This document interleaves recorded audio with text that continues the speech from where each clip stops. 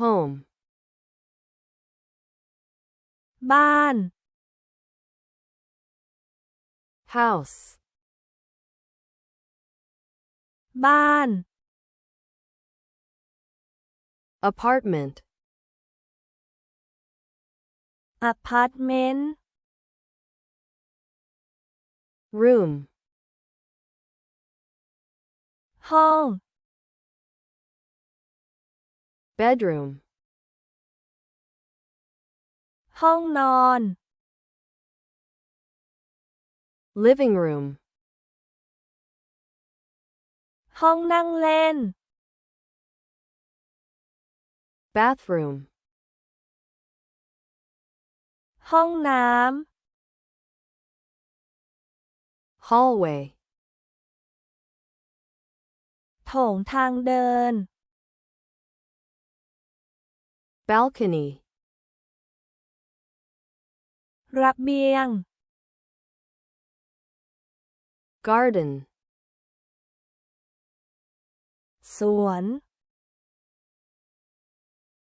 backyard สวนหลังบ้าน door ประตู window หน้าต่าง floor พื้น ceiling เพดาน wall ผนัง stairs บันได roof หลังคา garage โรงรถ parking ที่จอดรถ fence รั้ว gate ประตูรั้ว table โต๊ะ chair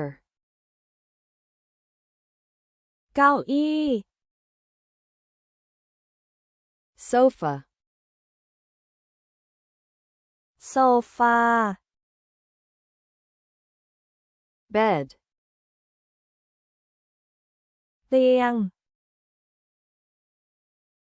closet ตู้เสื้อผ้า shelf ชั้นวาง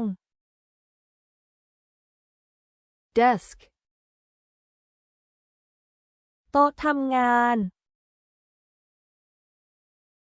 armchair เก้าอี้นวม mirror กระจก lamp โคมไฟ บ้าน home บ้าน house อพาร์ตเมนต์ apartment ห้อง room ห้องนอน bedroom ห้องนั่งเล่น living room ห้องน้ำ bathroom โถงทางเดิน hallway ระเบียง balcony, สวน garden, สวนหลังบ้าน backyard, ประตู door, หน้าต่าง window,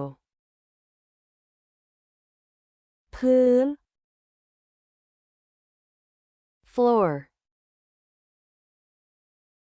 เพดาน ceiling, ผนัง wall, บันได stairs, หลังคา roof, โรงรถ garage, ที่จอดรถ parking, รั้ว fence, ประตูรั้ว gate, โต๊ะ table, เก้าอี้ chair, โซฟา sofa, เตียง bed,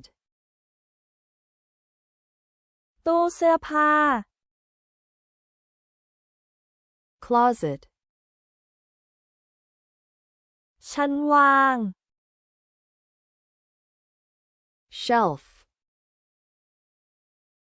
โต๊ะทำงาน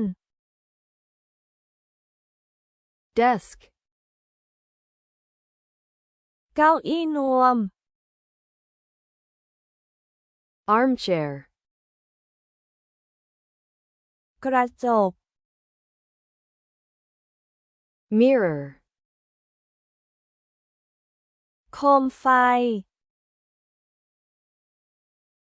lamp,